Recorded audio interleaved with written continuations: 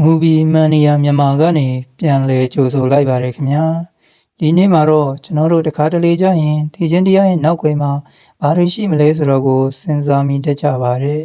ကိုရီးယားရဲ့တမိုင်းတစ်လျှောက်ဒုတိယမြောက်လူကြီးအများဆုံးဖြစ်ခဲ့တဲ့ Along with the Goat the Two Wolves ဆိုတဲ့ဇာတ်လမ်းဟာအဲ့ဒီအဖြေကိုအရန်လာပပြီးဝမ်းနည်းစရာကောင်းအောင်ပုံဖော်ထားပါတယ်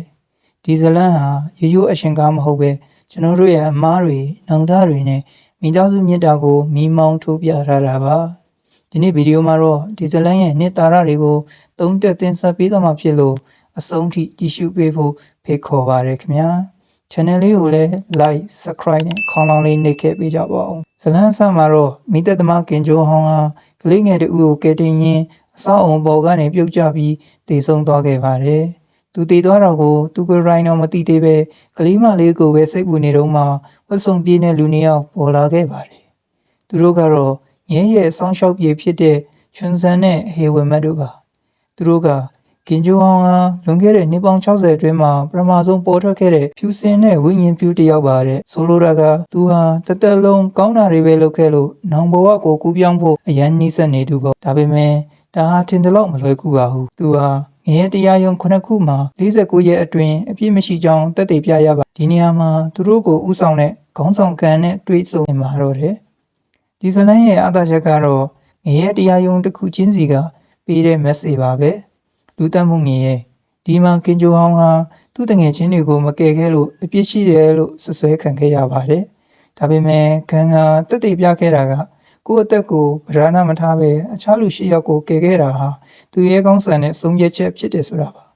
ဒါဟာကျွန်တော်တို့ကိုပေးတဲ့သင်ခန်းစာကရလတ်တဲ့စေတနာကိုကြည့်ပါဆိုတာပါပဲ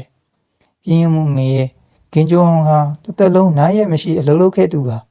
တရားသူကြီးကသူ့ကိုချီးကျူးပေမဲ့သူကပစ္စံအတွက်လှုပ်တာပါလို့ပြောလိုက်တဲ့အခါအချင်းတွေကပြောင်းပြန်ဖြစ်သွားခဲ့ပါတယ်ဒါပေမဲ့အဲ့ဒီပစ္စံတွေဟာဖြားနာနေတဲ့မိခင်နဲ့ညီလေးကိုထောက်ပံ့ဖို့ဆိုတာသိလိုက်ရတဲ့အခါမှာတော့ဒါဟာလောဘမဟုတ်ပဲမုံမြတ်တဲ့တာဝန်ကျေမှုဖြစ်သွားခဲ့ပါတယ်လင်လယ်မှုငရဲဒီနေရာမှာစိတ်ဝင်စားဖို့ကောင်းတာကစေတနာနဲ့လင်ညာခြင်းပါ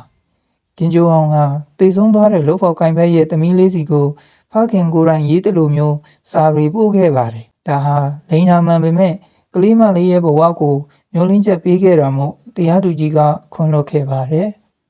ဇလန်ရဲ့အချိုးခွေးကတော့ကင်ဂျိုဟန်ရဲ့ညီ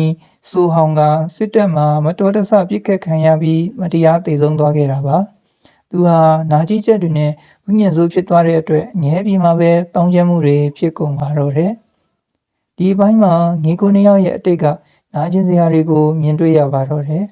ညီကိုရီရန်ဖြစ်ခဲ့တာတယောက်နဲ့တယောက်နားလည်မှုလွဲခဲ့တာတွေဟာကျွန်တော်တို့လူဘဝမှာလည်းအမြဲဖြစ်လေရှိတဲ့အရာတွေပါ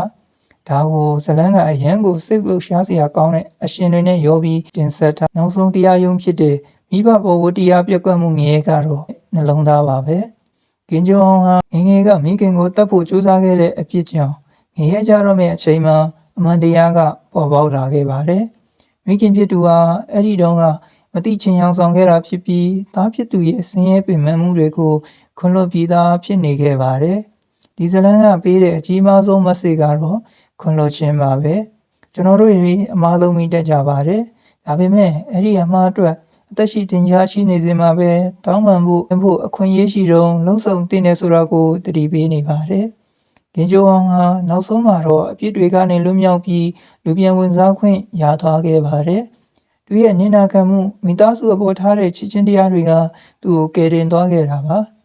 ကဲဒီဇလန်ကိုကြည့်ပြီးသွားရင်တော့ကျွန်တော်တို့မိသားစုဝင်တွေချစ်ခင်ရသူတွေကိုတခုခုမှားထားရင်ဝန်ခံဖို့တက်တီတွေရလာမယ်လို့မျှော်လင့်ပါတယ်ဒီဗီဒီယိုလေးကိုသဘောကျရင်တော့ငွေချင်းတွေကို share ပေးပါဦးနောက်ထပ်ဘယ်လိုဇလန်ကောင်းတွေကိုအသေးစိတ်သုံးသပ်ပြစေချင်လဲဆိုတာကိုလည်း comment မှာရေးခဲ့ပေးပါအောင်ခင်ဗျာအားလုံးကိုကျေးဇူးတင်ပါတယ်နောက်ဗီဒီယိုလေးမှာပြန်တွေ့ကြမယ်နော်